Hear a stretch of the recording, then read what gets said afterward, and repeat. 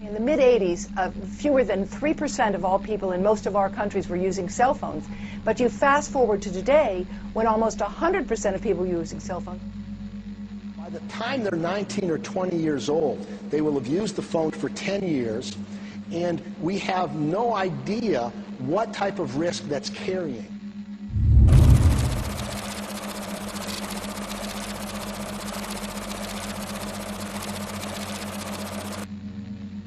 We've immersed ourselves in an ocean of electromagnetic radiation. It's all around us now. Invisible, we can't see it, but we know it's there. Every time you lift up your mobile phone, you know it's there. It's very, very hard to turn the clock back, or if not impossible to turn the clock back. But we need to be aware of the adverse health effects so that we have the choice of taking precaution against the exposures. At present, the World Health Organization statements regarding this are that it is real. We were not the only cancer cluster around a foam mast. There are many cancer clusters around foam masts. Most of the cancers which will arrive haven't arrived yet. How could we have possibly thought putting microwaves to our brain was safe? We just don't fully understand yet what we're doing. We have an announcement finally on whether cell phones cause cancer.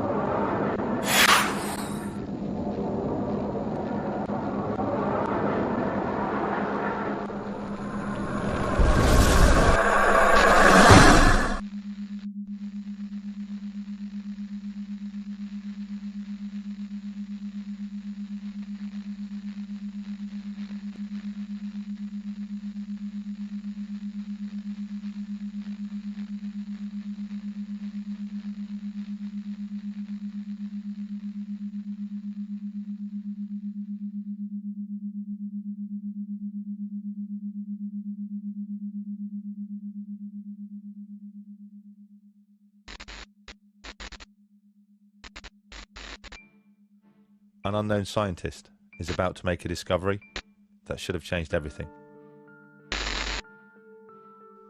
His name was Winifred Otto Schumann. On the day in question, he was teaching his students about the physics of electricity, how a sphere within a sphere can create electrical tension, and subsequently, a frequency. Schumann's class had struggled to understand the subject, so to make it easier, the professor instructed them to imagine the Earth as one sphere and the ionosphere as another. He then asked them to calculate the tension that would exist in between. Having no idea himself, Schumann also began to calculate. Eventually, he arrived at a frequency of approximately 10 Hertz. As incredible as it seemed to Schumann, our planet had a pulse, a measurable frequency that surrounded life on Earth. Although the professor was proud of his find, he didn't see it as a hugely significant one, especially as it was only published in a small science journal, confined to the back pages, under the heading of Schumann resonance. It would take several years and an incredible twist of fate before the professor would begin to realize the true importance of Schumann resonance. That twist of fate had begun 30 years earlier with another German scientist by the name of Hans Berger. Using an EEG machine he had built himself, Berger had made the first ever recording of electrical frequency transmitted by the human brain. It was initially suggested the wave be named after the man who'd discovered it, but Berger, being a modest man, elected for an alphabetical name, and called it the alpha wave. Shortly after Professor Schumann's discovery, one of Hans Berger's colleagues, a man named Dr. Ankermüller, happened to stumble upon a bedraggled copy of a small scientific journal. The exact same small scientific journal that Professor Schumann's discovery had been published in several years before. He read the piece several times, shaking his head in disbelief. He realized instantly the magnitude of what was in front of him. The frequency of the alpha waves, recorded by Hans Berger, were almost identical to Schumann resonance. The frequency of the Earth. Dr. Ankermüller immediately contacted Schumann to convince him to investigate further. Schumann agreed and worked alongside one of his students to refine his discovery. They studied in detail how tension is discharged by lightning in the Earth ionosphere cavity. Eventually, they came up with an exact frequency. The pulse of the Earth, Schumann resonance, was exactly 7.83 Hertz. The discovery was remarkable. Schumann resonance wasn't just similar to the alpha waves of the human brain, it was identical. The brain's frequency, which controlled our creativity, our performance, our stress, anxiety, and our immune system, had somehow tuned in to the frequency of the planet. The pulse of the Earth had become the pulse of life itself.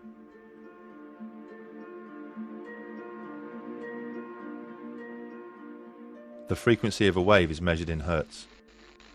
This refers to the number of oscillations the wave makes each second. Frequencies range from a billionth the size of an atom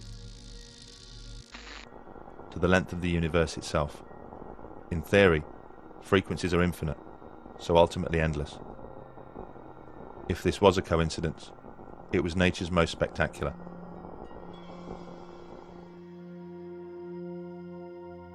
So what did all this mean? It wasn't long before somebody tried to find out. His name was Rutger Weaver, an acclaimed scientist from the Max Planck Institute. In the early 1960s, the professor constructed an underground bunker in order to examine the circadian rhythms of man. The circadian rhythm is the day-night cycle that is engraved into all life. Over a 30-year period, the professor conducted experiments in which student volunteers would spend several weeks at a time living in the bunker, completely shielded from the natural resonances of the Earth. In his results, Weaver noted some astonishing findings. He discovered that when Schumann resonance was filtered out of the bunker, the students' physical and mental health would suffer. He took students down there. He didn't trust to do it with ill or old people.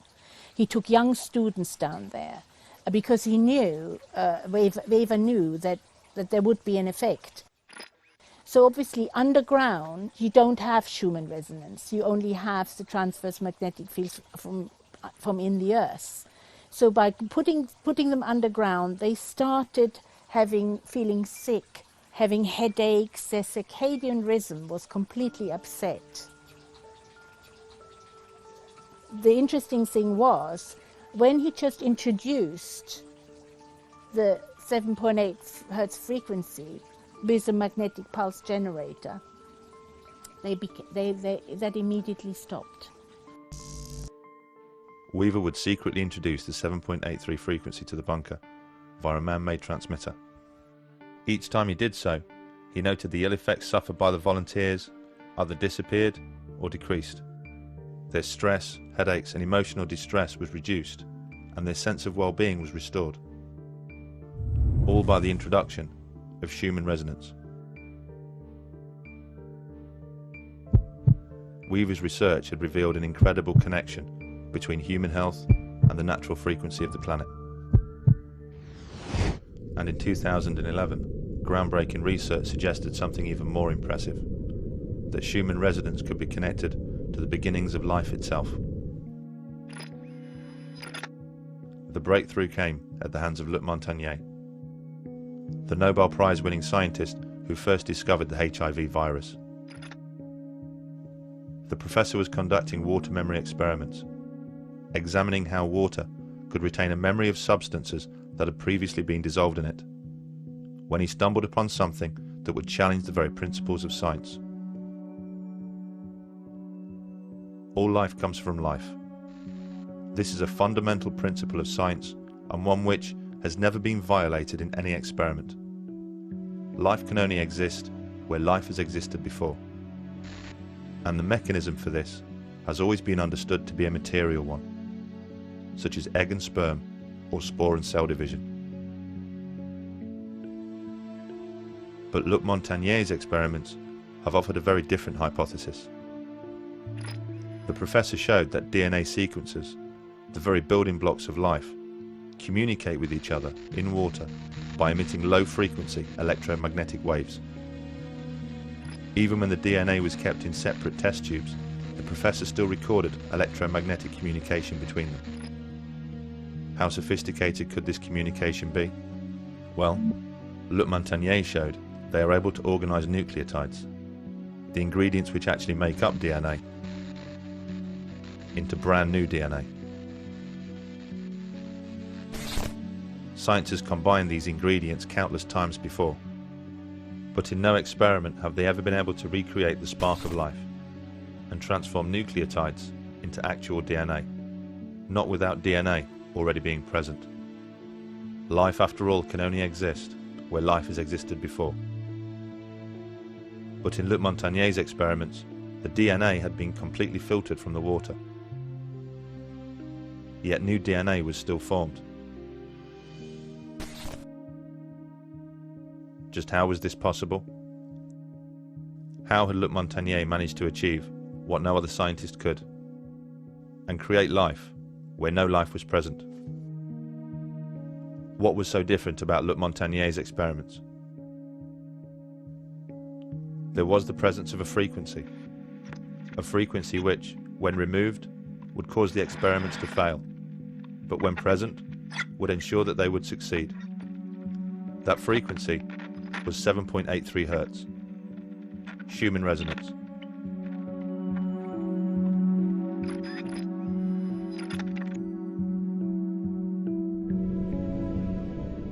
A delicate relationship had been struck between life and the frequency of the planet, an interaction of living organisms and electromagnetic frequencies, a reliance, a bond. Evidence of this can be found by reading the science papers, but more obvious proof can be found by simply walking outside.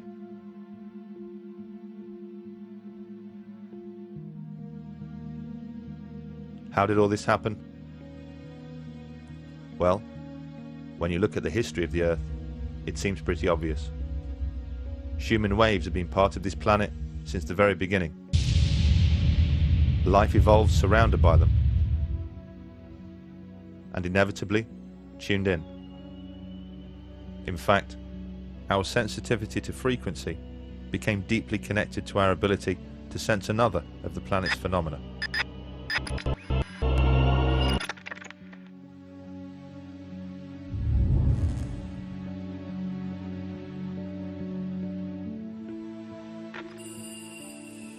Two billion years ago, magnotatic bacteria formed a simple but intriguing relationship with the Earth's magnetic fields.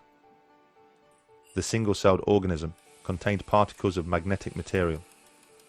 This enabled it to act like the needle of a compass and orient along the magnetic lines of the Earth. As organisms became more complex, so did their reliance on the Earth's magnetic fields.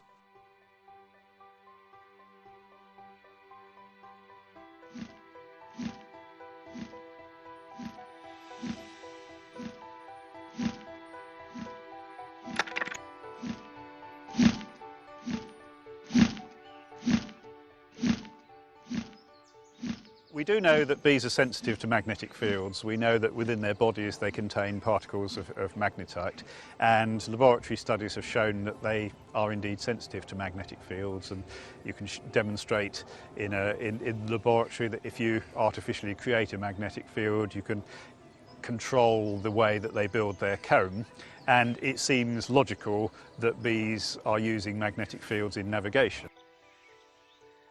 The delicate balance of life on Earth is perfectly illustrated by reliance on bees and their pollination of plants. It's hypothesized that without bees, life wouldn't stand much of a chance. Insect pollination is needed for really all the things that make eating interesting. So all the fruits, the nuts, and things like that all require insect pollination, and bees are the most important group of pollinators.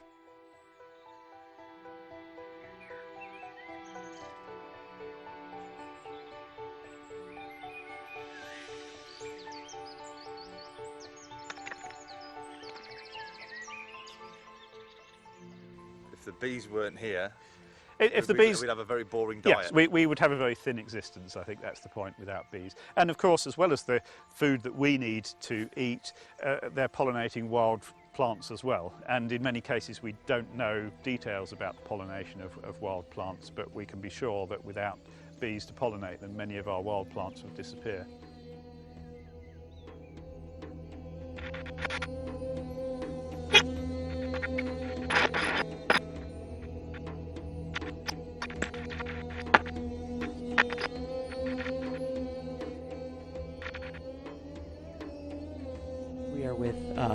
Marianne Fraser, the Senior Extension Associate for Beekeeping at Pennsylvania State University. What are the classic criteria of colony collapse disorder so that any beekeeper can go out there and look at their bees and say, this looks like a pretty classic case of this? The symptoms are that the bees are relatively healthy and strong, and in a very short period of time, the adult bee population disappears from the colony. It leaves the colony. And what it leaves behind is a lot of brood, meaning the young bees, honey, and pollen.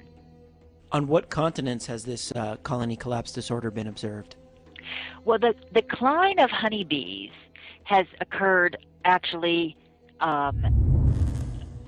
worldwide. We've seen many other countries report declines in honeybees. Whether or not it's truly due to this thing called colony collapse disorder, which is a pretty unique set of criteria, is another question. And that's one of the things we're trying to understand by trying to communicate with other people in other parts of the world.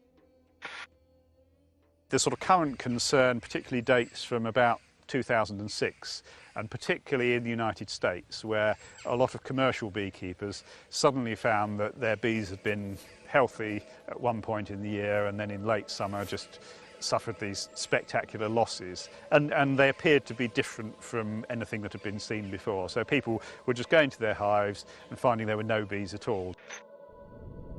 Colony collapse disorder has affected hives all around the world, with some countries reporting losses of up to 70%. A variety of reasons have been offered as to its cause, but none of them have been able to conclusively explain why all of a sudden bees don't return to their hives. Apart from one, a sensational piece of research by Joseph Kuhn and his team. In an experiment, the doctor worked with 8 beehives and placed a regular home deck phone inside half of them. The scientists then monitored if the presence of a deck phone would affect the way that bees returned to their hive. The results were astonishing.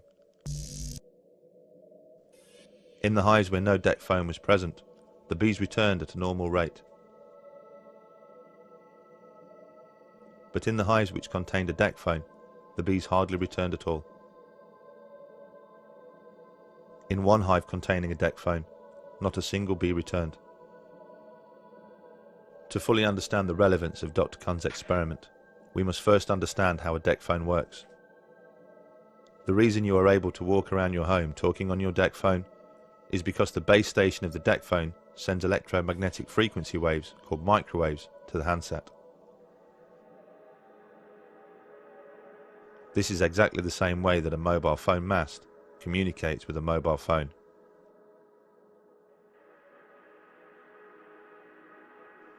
A deck phone is basically a miniature version of a mobile phone mast.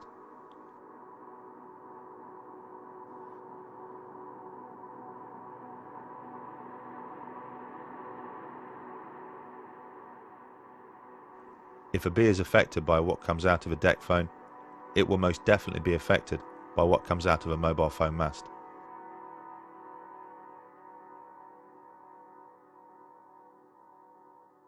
And with 4 billion mobile phone users around the world, all of a sudden, there are an awful lot of mobile phone masts.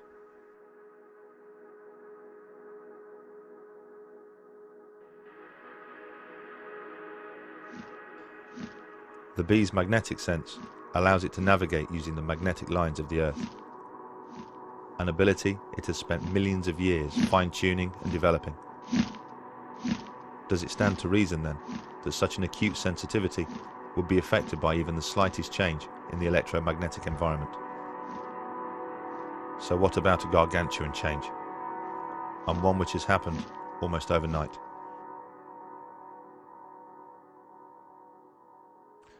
Are there other species that have this sensitivity to magnetic fields? A sensitivity which ultimately makes them vulnerable to man-made frequencies. Unfortunately, the discovery of a new protein cell called a cryptochrome suggests all life has a magnetic sense.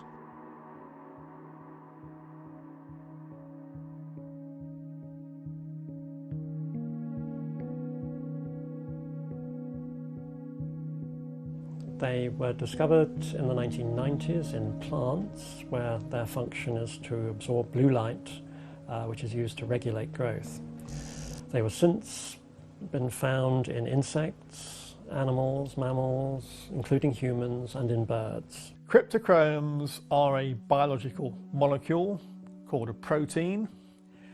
It's generated by some of your genes, called cryogenes, and the cryptochrome molecule actually controls your circadian rhythms, including melatonin production. Some of the cryptochromes seem to have a function of absorbing light as detectors for the circadian clock. So they are inputs for the light-dark cycle that many species seem to have, plants as well as animals. But in the year 2000, Thorsten Ritz demonstrated an even more amazing role for the cryptochrome. In a series of experiments on robins, he demonstrated that their navigational sense was not only a magnetic one, but it came directly from the cryptochrome cells, which are located behind the eye. I think the Ritz paper published in 2000 is one of those milestones in science, because he proposed that this cryptochrome molecule, which remember is best known for its effect in controlling circadian rhythms, that molecule was actually responsible for giving the compass, magnetic compass information in birds. The birds literally see the Earth's magnetic field, perhaps as a bright or a dark spot superimposed on their field of vision. And as they then move their head or their body around, this spot moves, and so rather like a heads-up display for a fighter pilot, they have this thing that they see, goodness knows what it would be, which allows them to orient while they're flying. The way he tested that was to expose birds to radio frequency fields to see if it actually disturbed their magnetic compass. And not only did the radio frequency field indeed disrupt the migration of robins, but it did so at very, very low intensities of fields. And that's really important and really interesting, that very low level radio frequency fields interfered with the robin's compass. The experiments by Ritz clearly demonstrated that the cryptochrome cell used in navigation was seriously affected by man-made frequencies, and man-made frequencies at levels well below those deemed safe by the governing body ICNIRP. All of the animal navigation studies, the cockroaches, the zebra finches, the chickens, the robins, they've all had their magnetic compass disturbed by radio frequency fields well below the ICNIRP public exposure limit. Like work on birds, particularly birds and insects, have shown that they are sensitive to fields way below the ICNIRP levels that claim are safe for us. If you look at where the research shows they're sensitive to, there's good stuff in the literature showing it's significantly lower than what we're allowed to be exposed to, and therefore what they're exposed to in the environment. There's certainly solid scientific reason for supposing that magnetic fields, artificial magnetic fields, will disturb the habitat of a number of species.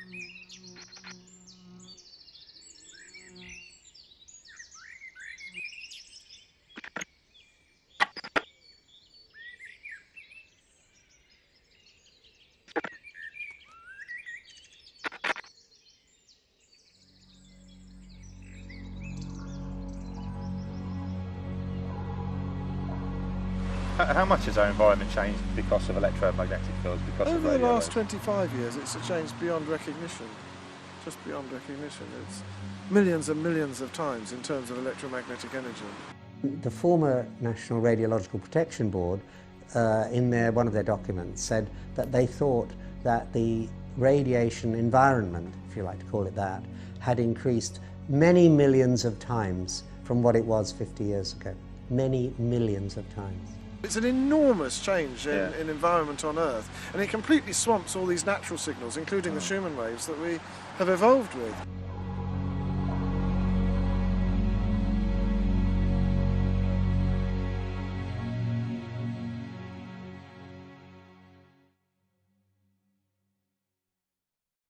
One of the reasons that cryptochromes are particularly interesting from the point of view of human beings detecting magnetic fields is that there's a recently study by Dr. Foley and colleagues showing that if you put human cryptochromes into the fruit fly, then the fruit fly is magnetically sensitive because of the presence of these human cryptochromes.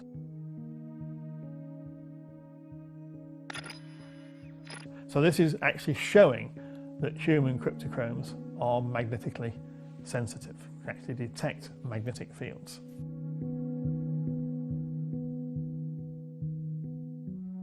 The discovery of the cryptochrome cell has sparked new interest in the magnetic sense of man, a sense that Robin Baker had predicted some 40 years ago.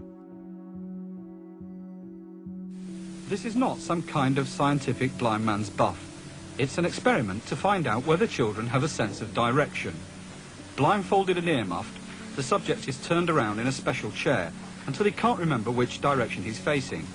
The chair stops and the subject guesses whether he's facing east, west, north or south. West. The guess is recorded in a small computer. If children had no sense of direction, their guesses would be random, but they're not. Children after the age of about 10 or 11 make pretty good guesses. It seems they have a real sense of direction, and it seems to be a magnetic sense. When the scientists strap a magnet to the subject's head, it disrupts his sense of direction severely. And this is a huge advance in understanding. It begs all sorts of questions. It begs questions as to whether human beings can actually navigate in the Earth's magnetic field. Even though they don't do it today, did they do it thousands of years ago?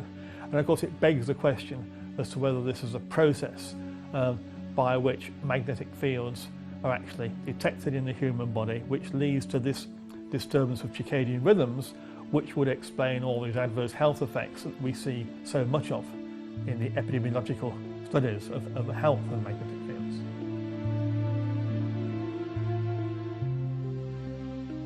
If mankind has the ability to sense magnetic fields, the same ability as the bees, the birds, and the butterflies, does that also mean that we are as vulnerable as they are to man-made frequencies? Will changes in our environment affect us, as it's clearly affecting them?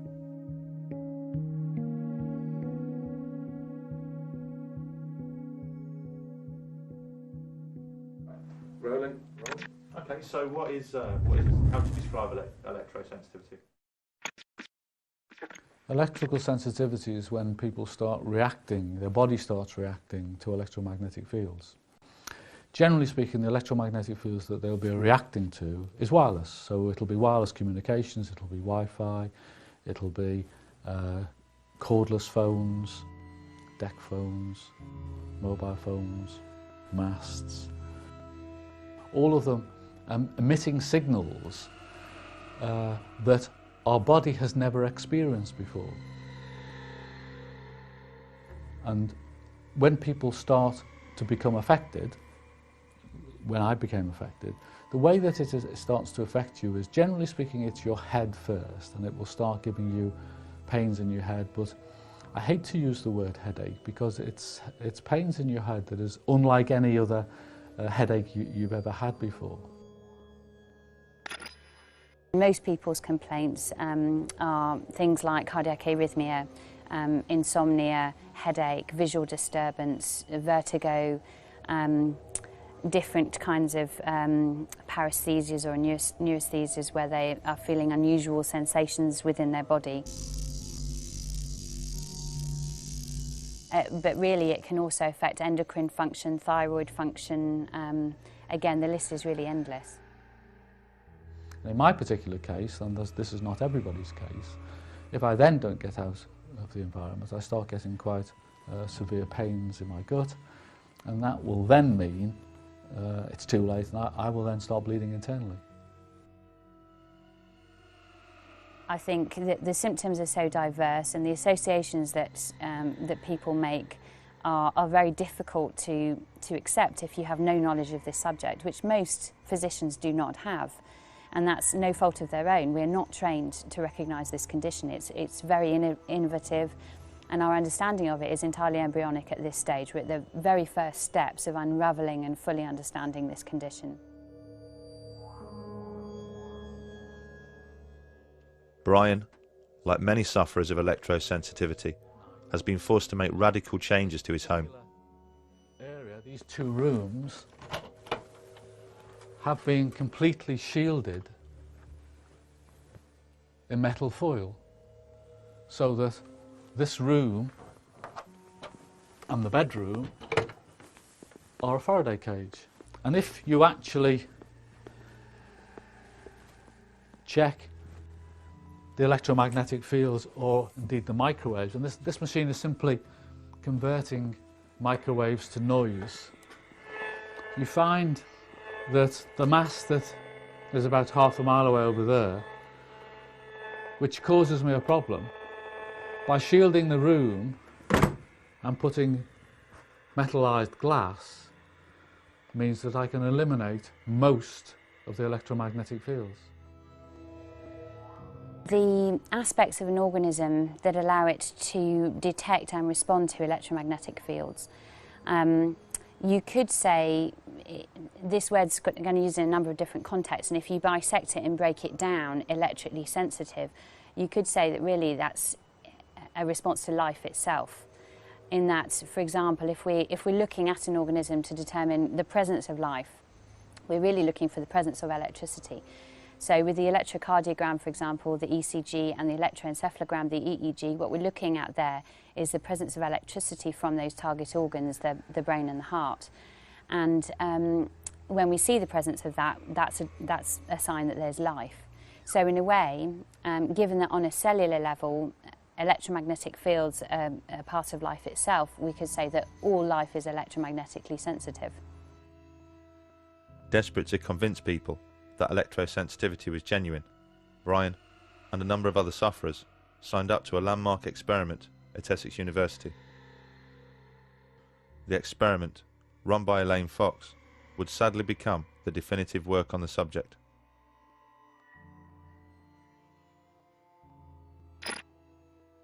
You have to go into a shielded room, and you go in there for a relatively short period of time, and the mast is on for 10 minutes and off for 10 minutes and on for 10 minutes, and to see whether you can detect whether it's on or not.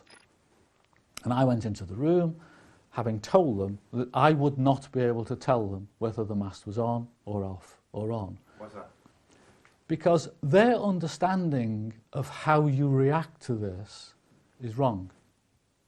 This is not a case with most people where you turn the mast on and, oh, I'm affected. They turn the mast off, oh, I'm okay again. It doesn't work like that. I suffer with hay fever. And when I go into a field where there's pollen, it takes a while before I'll be affected. But it takes a long time before I'm not affected. I can be removed from the hay field for 24 hours, but I'll still be feeling my hay fever. And electrical sensitivity with most people is a little bit like that. The way the team had set up the experiment meant it would be almost impossible for Brian and the other volunteers to prove they were being affected. Not that it would matter, as the team had inexplicably decided to do away with any form of vetting procedure. For one thing, people appear to be sensitive to different things. I'm sensitive to 3G mobile phones, I'm sensitive to GSM mobile phones, for example.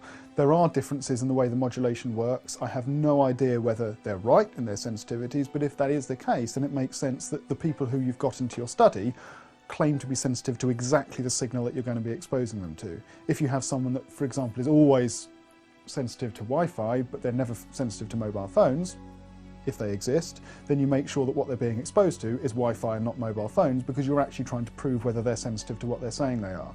None of that differentiation was done. It was really, if you claim to be sensitive to anything at all that happened to be electromagnetic, you were in. Well, one of the reasons why I thought it was quite important was I help people who are electrically sensitive. And a couple of months before, I'd actually been to a lady's house who thought she was electrically sensitive, just to try and help her and to explain to her what electrical sensitivity was and what might be causing her a problem. And to cut a long story short, it was obvious that this particular lady had a problem, but she was not electrically sensitive. She was definitely not electrically sensitive. But in the going of the conversation, she'd signed up for the Essex trials to try and find out whether she was electrically sensitive. Well, my heart missed a beat. Well, here's somebody that's not electrically sensitive, and they've signed up to go to Essex, and Essex are telling me they don't have a vetting procedure. What they actually found, and this is based on the text in their paper itself, I'm not sort of paraphrasing, is they needed, according to them, with the level of response they were expecting to see from sensitive people, they would need about 132 people, participants in their study, to show a statistically significant effect. That's how much population, if you like, they would need. That's how much data they would need in their study findings before they could say this group is clearly more sensitive than that group. What they got was 44. So from the very outset, they only had a third of the data they expected that they would need to find anything anyway. What they ended up finding was a near statistically significant risk anyway, i.e. the people who claimed to be sensitive showed that they were sensitive with a significance of about 90%. So the borderline at which a scientific paper says, yes, this is statistically significant, is 95%. If you don't get that level of certainty, it's not a statistical finding at all. It could be random chance and noise. They got something which was 90% certainty of an increase in risk, and of course it fails the magic bar at which you can call it a statistically significant result, and it was written off as this demonstrates that people aren't sensitive, when actually it did no such thing.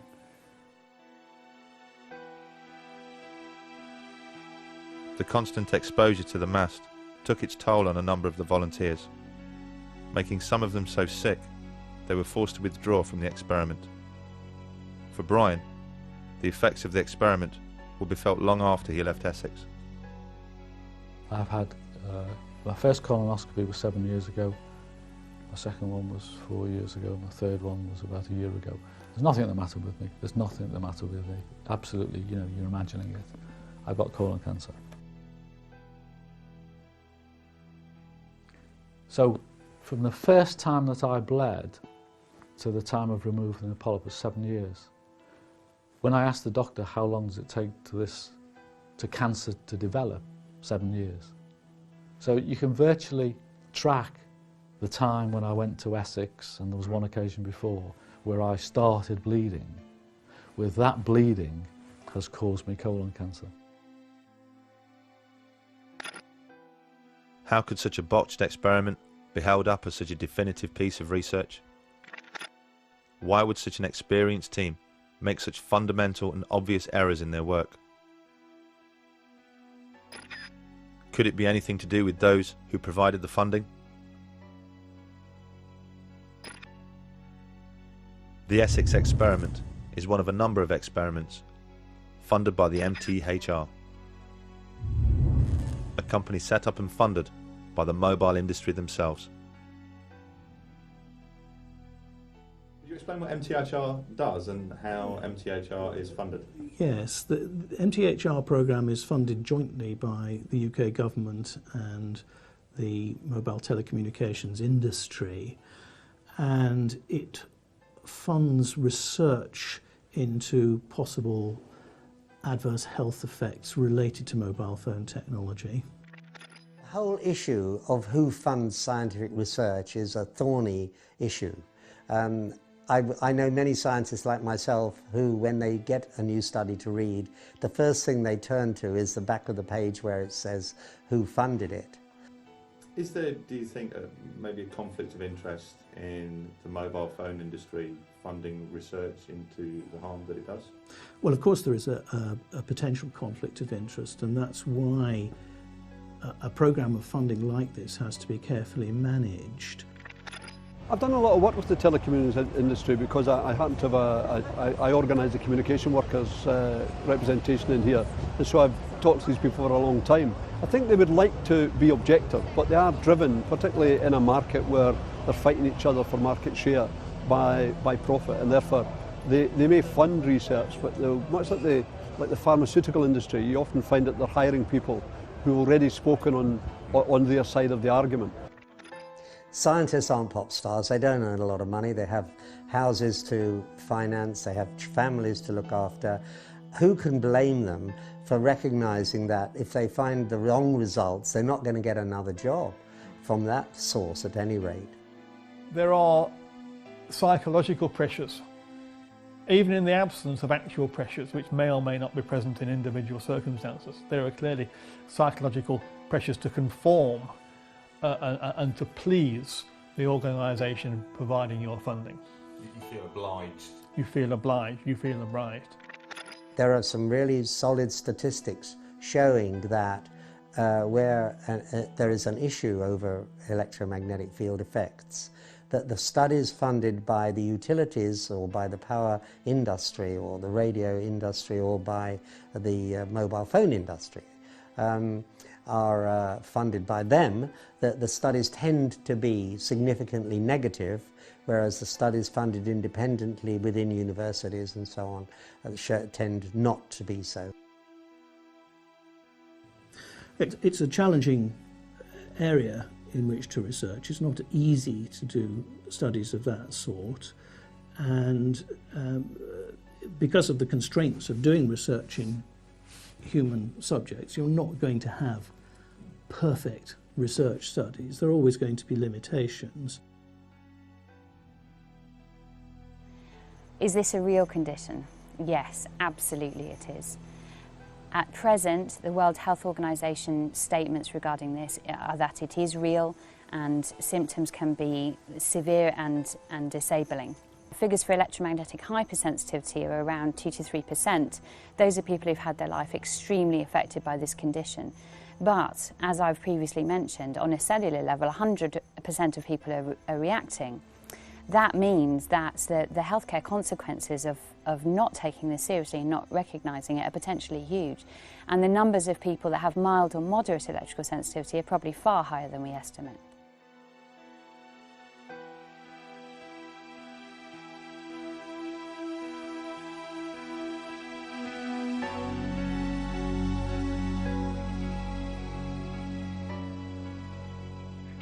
Where It leaves us with a tape recording of an experimental link-up between a standard telephone and a unique mobile handset. A dialing tone. And that's quite an achievement, because it's one thing to transmit a conversation, it's another to transmit accurate digital information. Now, an extension at the Research Institute in Chelmsford, which has perfected this technique. On the other end of this should be Liz Charnock. With the advent of the mobile phone in the 1980s, came the need to build a network of antennas to support them. Since then, the telecom companies have erected over 5 million mobile phone masts around the world. But incredibly, prior to filling the air with microwave frequencies, they didn't conduct a single piece of research to ensure there wouldn't be any long-term health effects from such exposure. The grid was built without first making sure it was safe. Thank you for your help.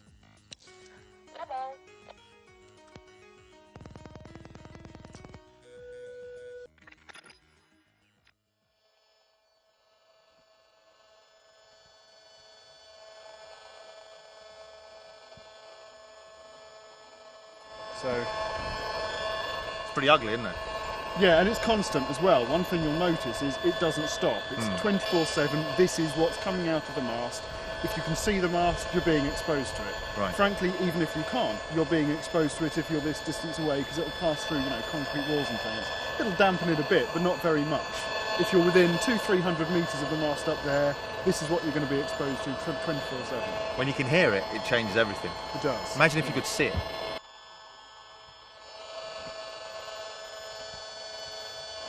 It'd be the equivalent of sort of, you know, seeing a daily smog. Yeah.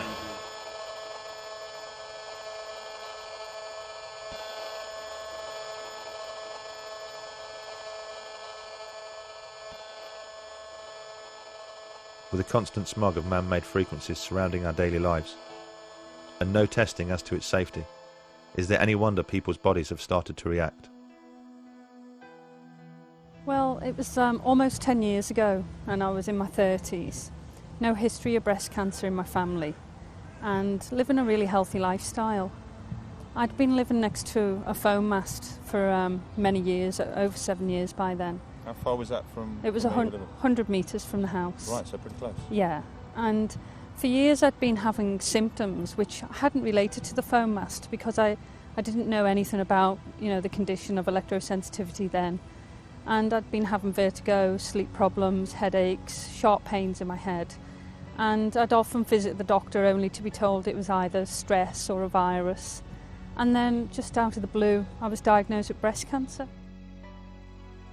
And it was the biggest shock of my life. And at first I thought, well, it's bad luck, you know, it's just unlucky, it's me. And started to go through my treatment.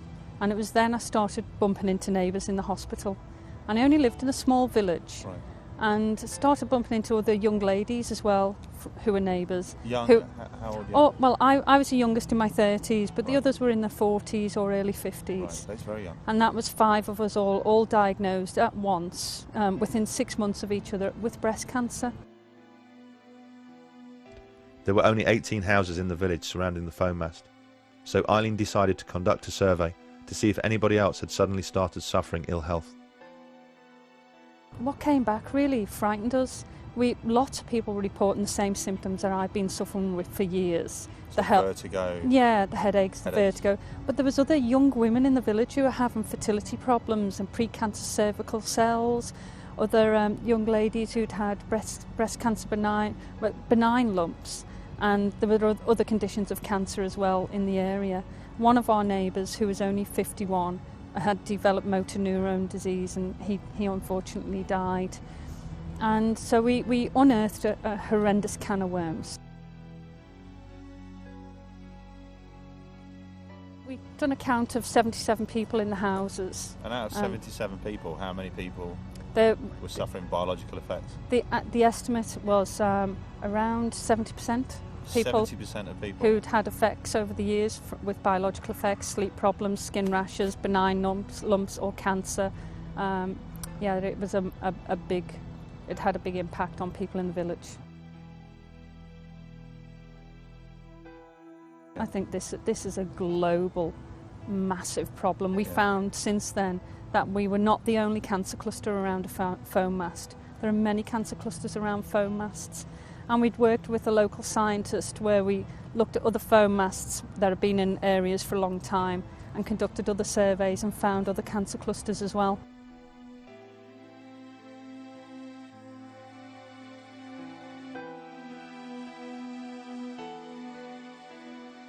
With so many phones and masts, and a mobile phone industry worth trillions, you would hope that by now a strict governing body would have been installed, an iron-fisted regulator who ensures the telecoms industry errs on the side of caution, someone to set strict levels which protect the public, someone to ensure that what we're being exposed to is absolutely safe. Unfortunately, we don't have any of that. What we do have is ICNIRP. Well, ICNIRP was set up in Europe about 20 odd years ago to look into non-ionising radiation. It stands for the International Committee of Non-Ionising Radiation Protection, and their job is to look at all the literature that comes out and basically summarise it, say this is what the science definitely says. You can't get elected to it, you get invited to join it. Right. If you're one of the preferred people. Right, got so you. it's always erred on the side of industry because that's really where its roots are. So what we've got is we've got a guidance standard which they've set, which has been adopted by most of the countries in Europe, and it's been something that the European Commission themselves recommend, including their expert body CENIR, but those guidelines are based on evidence that we know has a cause and effect for radio frequency radiation. So the only setting that exists at the moment for energy that's around the same frequency of mobile phone masts, mobile phones, decked cordless phones, wireless communication devices that we're used to on a daily basis, is the one that we know works for microwave ovens. i.e. if you generate enough energy and localise it in a small enough area, you heat things. You heat tissue, you heat anything that has some level of water in it. None of the current rules have anything to do with chronic health effects or cancer. None of them, not one of them. They're all set for heating effects and acute effects like prickling of the skin or your eyebrows going up or something like that, you know.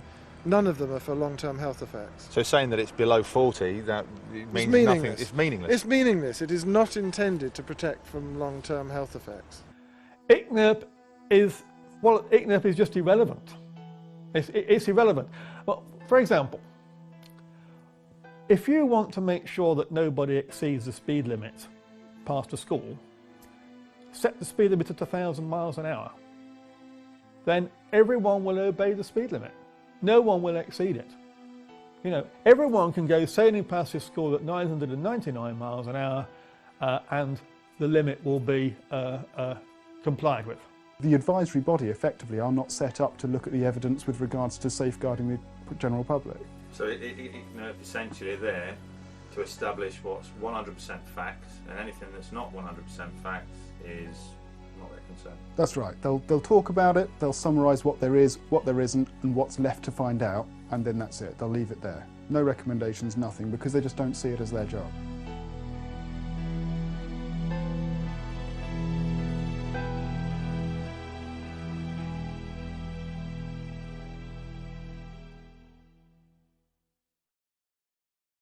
What if I try and make a call? Let me try and make a call. If you try and make a phone call, it'll be almost constant because it starts a proper sort of two-way high bandwidth transmission.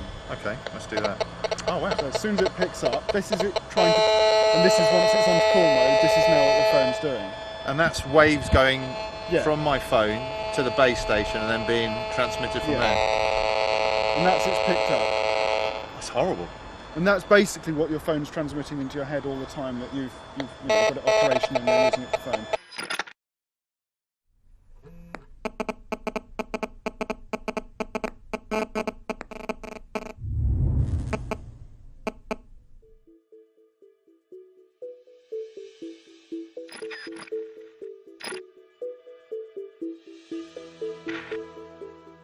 It's hard to imagine a piece of technology which has accelerated into our lives quite like the mobile phone.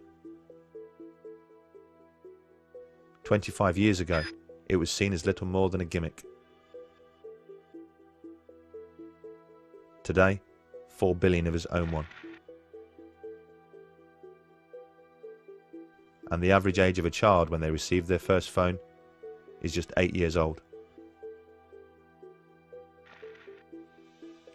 The way a mobile phone works is by sending and receiving microwave frequencies to and from the base station. So having a phone pressed against your head inevitably means your brain is being exposed to those waves. Does the brain react to this exposure? A recent American study shows it absolutely does. The work was carried out by Dr. Nora Valko. Dr. Valko and her team studied 47 healthy people for an entire year. Participants had a cell phone placed on their left and right ears. One was activated but muted, the other was turned off. Dr. Valko used brain imaging equipment to study how much glucose the brain would use during exposure. So it's a very sensitive marker to indicate if there are changes in brain activity that may be driven by a given stimulus, which in this case was the cell phone. When the brain is stimulated, it consumes glucose in the same way a car consumes fuel. 50-minute exposure to a cell phone was associated with increases in glucose consumption by the brain, which indicates that the brain was being activated by the radio frequencies from the cell phone. This right area of the brain that was very close to the antenna showed the largest increases in metabolism as compared when the telephones were off. Even though the radio frequencies that are emitted from current cell phone technologies are very weak, they are able to activate the human brain to have an effect. By using a muted cell phone, Dr. Valko's experiments showed that the human brain has a metabolic reaction to the presence of microwaves from a mobile phone. A metabolic reaction at levels well below the legal limit. Something many people claimed was impossible. And the reaction recorded by the doctor is secondary to an even greater concern: the way that those microwaves are actually absorbed by the brain. This has become known as SAR.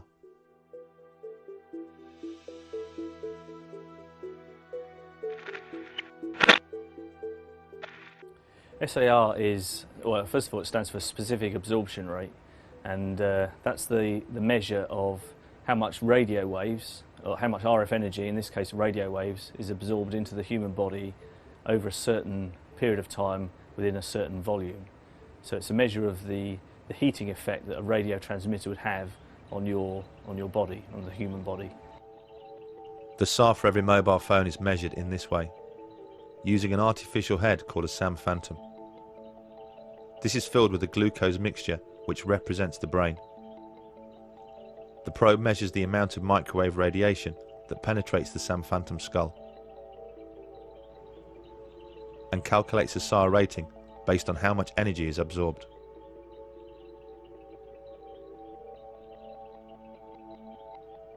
For the European Union, the limit is 2 watts per kilogram, over a 10-gram average of tissue. For America, it's 1.6 watts per kilogram, over a 1-gram average of tissue. So the limit for the USA is more stringent than for the European Union, but other countries around the world, such as Australia and New Zealand, use the European limit. Some of the most popular phones on the market emit so much microwave radiation that their SAR rating is right on the edge of the limit.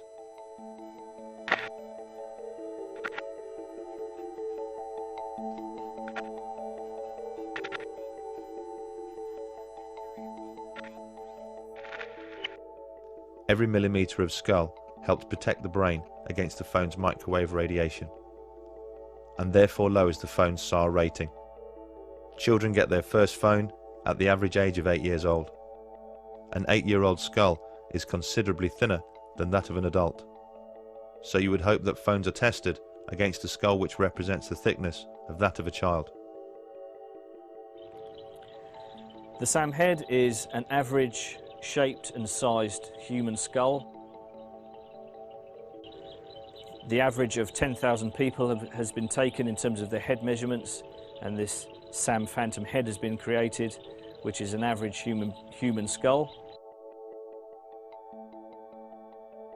Obviously, the head of an average human being is considerably larger than that of an 8-year-old child. But when we investigate the company that makes the SAM phantom head, we discover that the news is even worse. The SAM phantom isn't just the average of 10,000 people. It's the average of 10,000 US Army personnel. And US Army personnel most certainly have a larger, bigger, thicker head than the average 8-year-old. It's pretty reasonable to assume that if most mobile phones were tested against the skull of an 8-year-old, they would fail.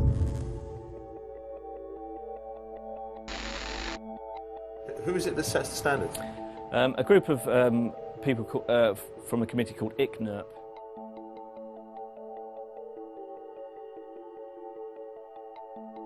The people who do the work on mobile phones are, by and large, engineers. They have no idea what is going on inside the living cell, but they are pontificating on this. They make the assumption that the only thing that can affect the well-being of a living organism is if it is powerful enough to heat the tissue. But that's like saying, we know if we boil an egg, it goes hard. What they don't know is that if they don't boil the egg, it turns into a chicken. And they haven't the slightest idea how that happens, but yet they pontificate as if they do.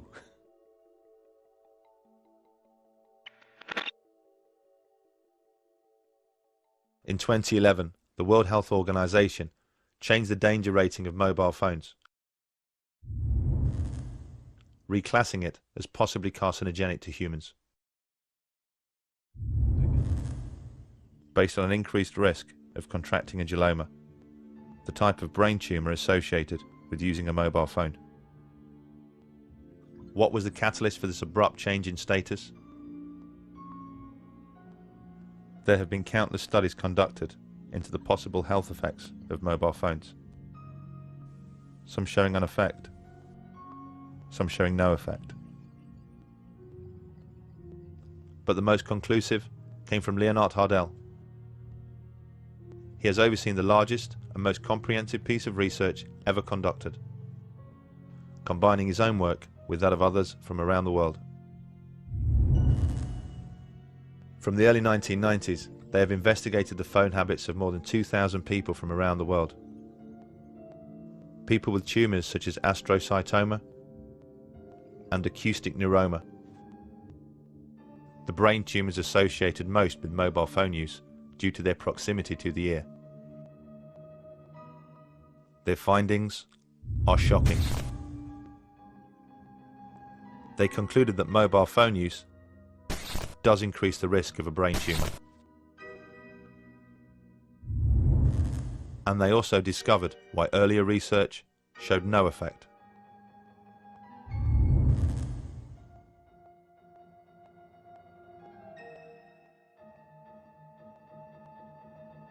I think there's more evidence that it's carcinogenic than just possibly carcinogenic. But I can understand it in a way because most of the cancers which will arrive haven't arrived yet. I mean, people haven't been using cell phones for long enough for the true effect to become apparent. As is the case with other carcinogens, it takes at least 10 years before you start to see an effect from the exposure. Because the mobile phone explosion didn't really take hold until the late 1990s, it's not surprising we are just starting to see the effects right now. So what are the telecoms industry doing to protect its users from contracting a brain tumour? A flick to the far reaches of their safety manuals suggests that they are more concerned about protecting themselves.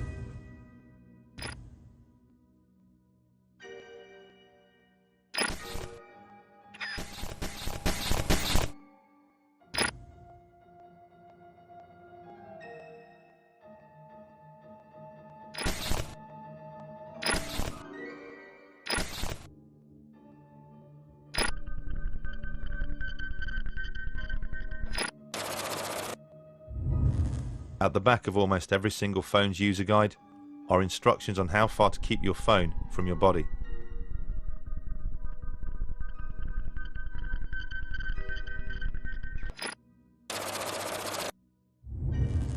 Instructions which, in the most part, are wholly unworkable.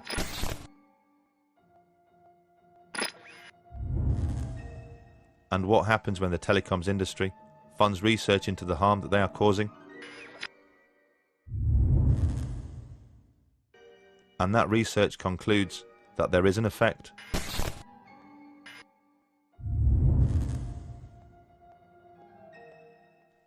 That the use of a mobile phone does play a role in the development of cancer.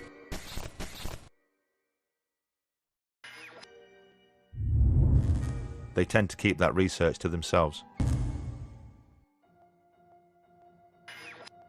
We just don't know what we're storing up with EMF, because the effects are largely long-term, and we have, as you say, this ubiquitous exposure and ubiquitous reliance on these exposures. We just don't fully understand yet what we're doing. Although the epidemiology clearly shows that using a mobile phone increases the risk of contracting a brain tumour, what people like ICNIRP need to see is a definitive cause and effect. How it happens. What's the mechanism? How exactly is the cancer caused? It may seem obvious that a being so tuned in to the Earth's frequencies and so sensitive to her magnetic fields would naturally have a reaction to man-made microwaves. But for years, the telecoms industry have defended their actions by asking the same question. As it turns out, they've been asking the wrong question. The answer is melatonin.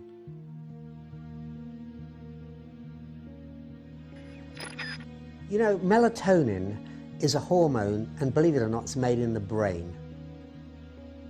It's made in the pineal gland of the brain, and it's got a very powerful antioxidant status compared with vitamins. For example, melatonin is 5 times as powerful as vitamin C and twice as powerful as vitamin E. And it secretes only at night, and it's at night that we need it because that's when we go to sleep and when our brain repairs the cells of our body. And that's when melatonin comes out to do its work.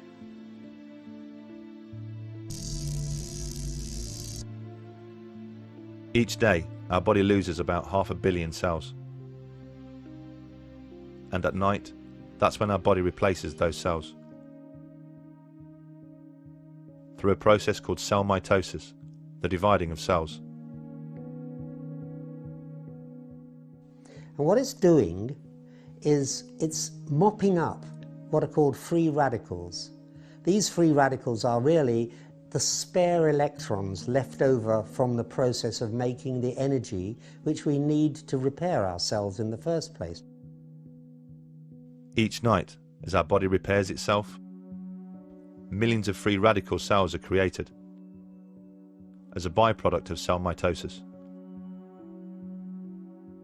These free radical cells attack healthy cells.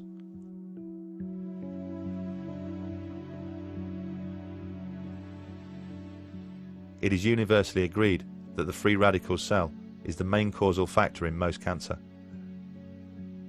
Our body's main defense against these free radicals is its most powerful antioxidant, melatonin. It passes into the bloodstream, and its job is to act as a natural antioxidant, a natural anti-cancer agent. Melatonin is a very, very powerful anti-cancer agent. What it does is it acts as what's called an oncostatic agent, that is, it protects you against cancer. It controls the sleep-wake cycle so that you get a good night's sleep when you've got proper melatonin. It's an anti-aging molecule. In other words, by mopping up those free radicals, it leaves your skin and complexion looking younger.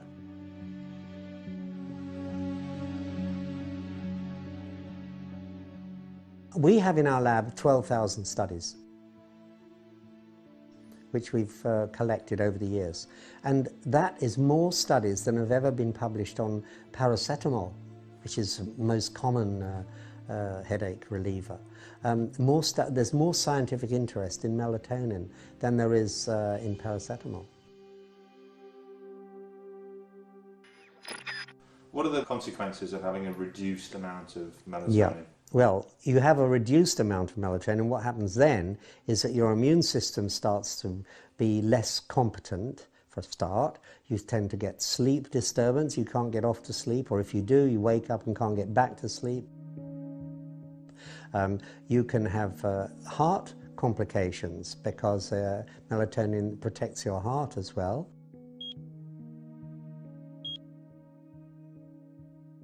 And you're much more prone to disease because your immune system is not functioning at its best. So these are some of the things that happen when you have a lowered melatonin level. And for example, the average woman with breast cancer has only got 1/10 of the melatonin of a normal woman of her age. And for people with prostate cancer, they've got less than half the melatonin that they should have. Autistic children have less than half the melatonin levels that they should enjoy. Reduced melatonin in night shift workers, because they're working at night and exposed to light, they don't produce nocturnal melatonin, is known to produce a 50% increase in breast cancer risk. And the International Agency for Research on Cancer, IARC, has actually classed night shift work as a class 2A probable carcinogen because of this melatonin reduction. There are lots of studies now showing that people on night shifts or people who are blind have different cancer rates than the average population.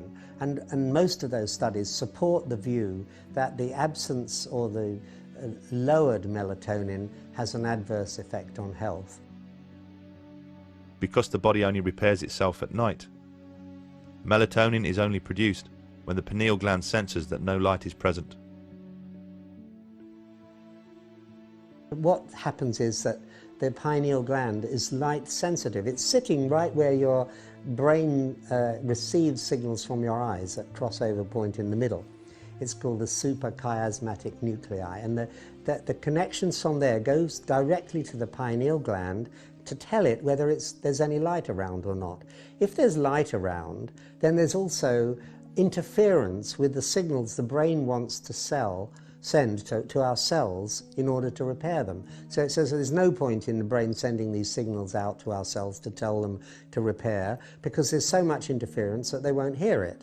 So it waits, the brain waits until it's dark.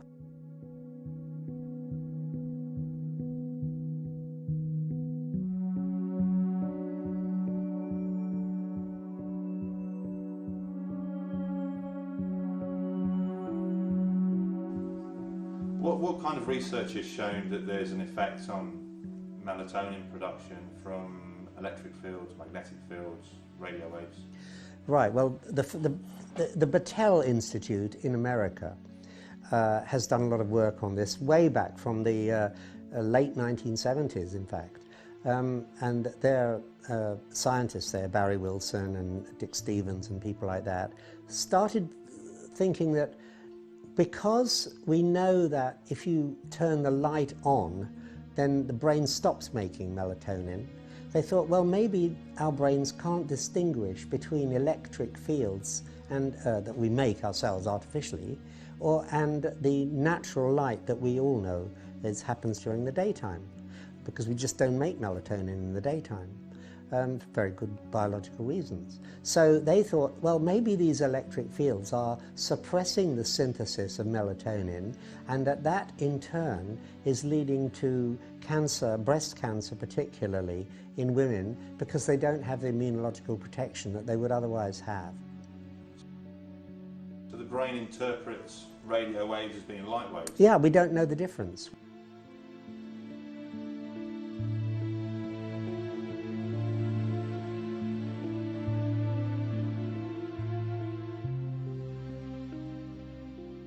The hypothesis that the pineal gland cannot distinguish between light frequencies and man-made frequencies is certainly backed up by a wealth of research.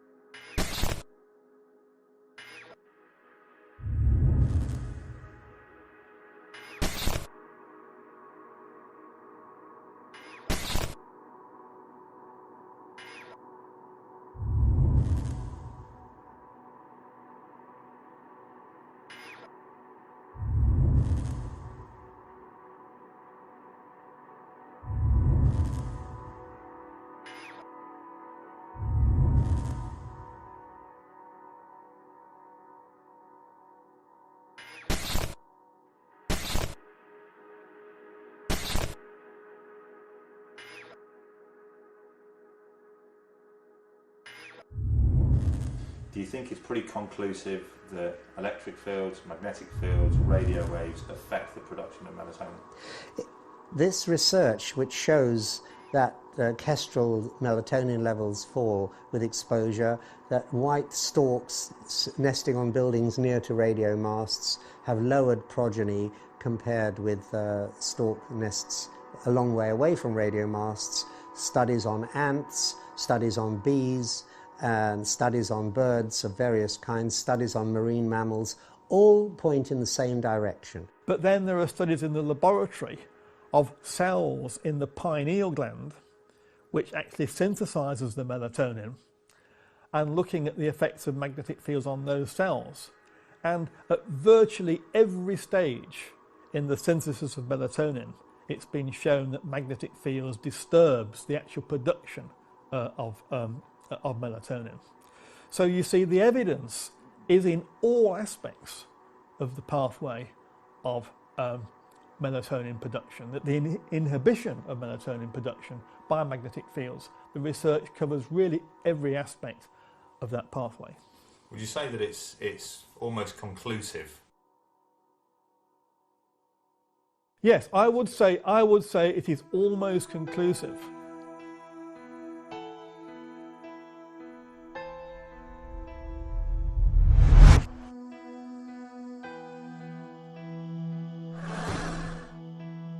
The genius of our body means it is able to counter the production of free radicals with the production of melatonin. We have created in ourselves a precise balance, a perfect system of defense. It has taken our body millions of years to perfect this technique. A technique created based on the surroundings we have evolved in. But over the last few decades, our surroundings have changed, and changed exponentially. To the naked eye, the world appears to be the same. But at a cellular level, it is the biggest change in environment life has ever encountered.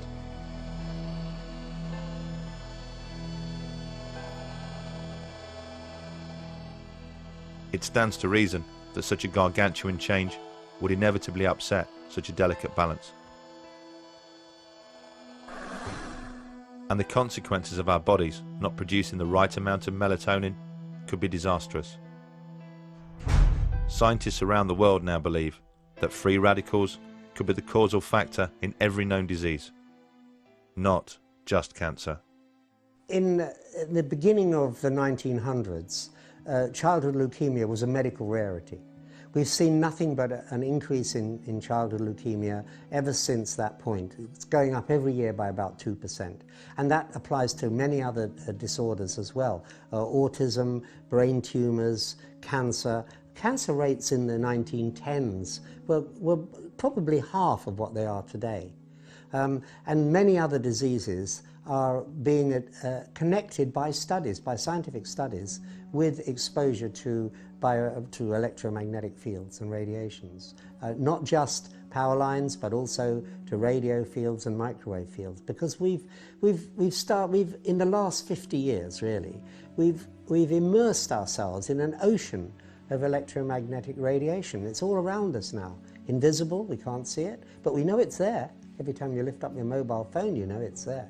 It's very, very hard to turn the clock back, if not impossible to turn the clock back. But we need to be aware of the adverse health effects so that we have the choice of taking precaution against the exposures, if that's what we wish to do, that's what we need to do.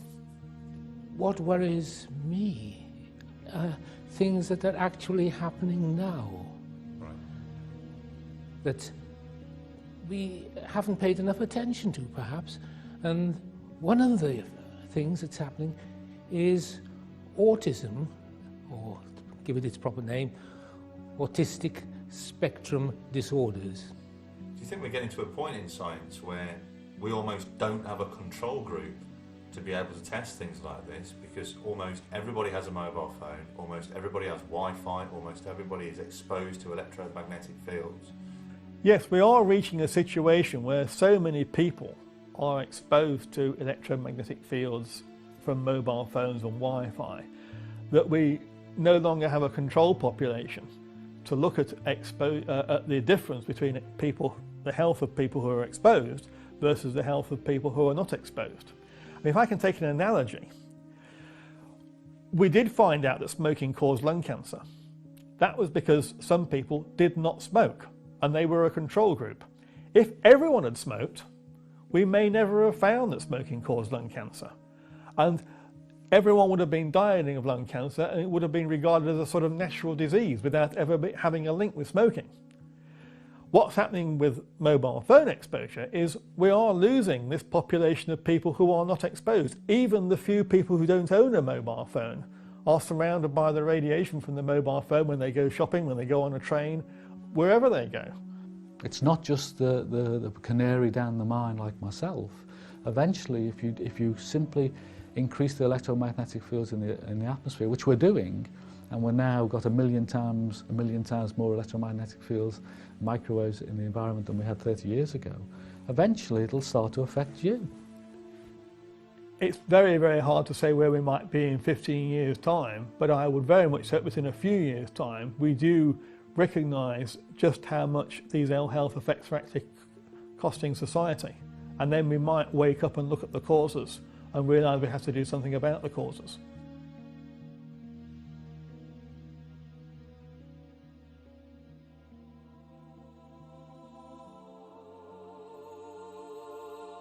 We are a brilliant, yet complex organism. The way that our body functions isn't by chance, nor is it something which has happened overnight. Like every other creature on this planet, we have adapted into the environment we exist in.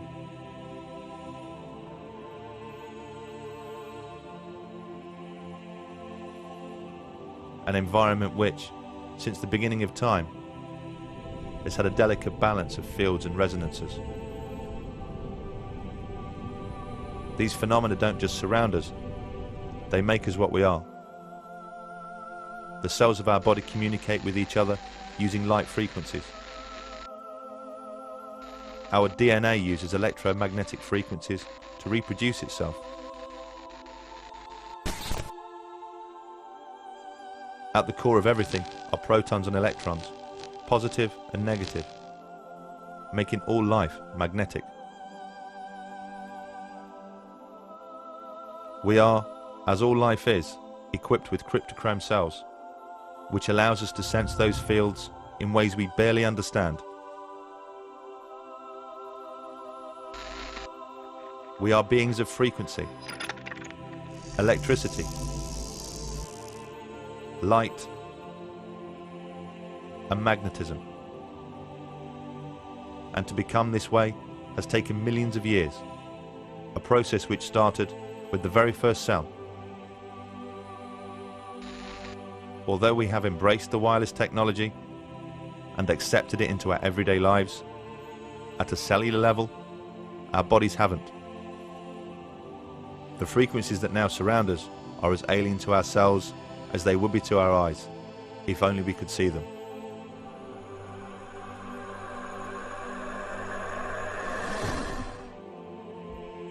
Our children are being born into a world that their bodies simply cannot understand. Where will all this lead?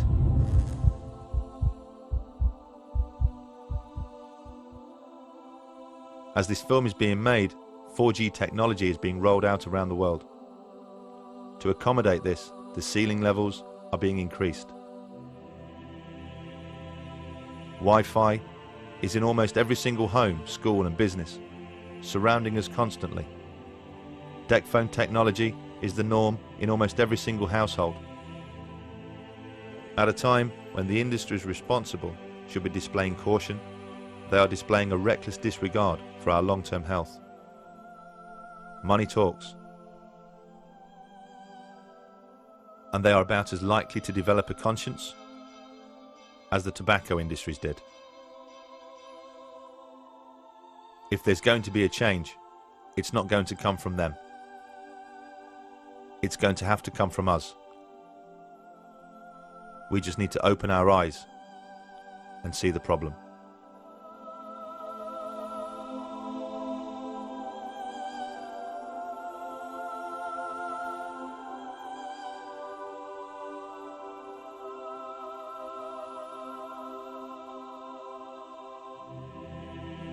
Would the MTHR, do you think, fund research into radio waves affecting melatonin, given that this is the mechanism that people seem to point to, that mobile phones affect the production of melatonin? Melatonin is an antioxidant, a free radical vacuum cleaner, if you like.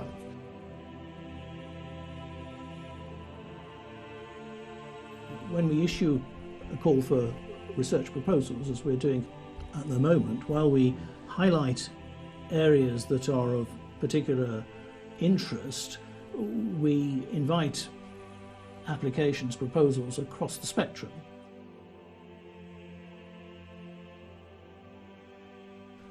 But it would have to be prioritised alongside the other applications that we get. We only have a limited pot of money, but we don't rule out funding research on melatonin. It's not one of the areas that we've identified as a priority at the moment.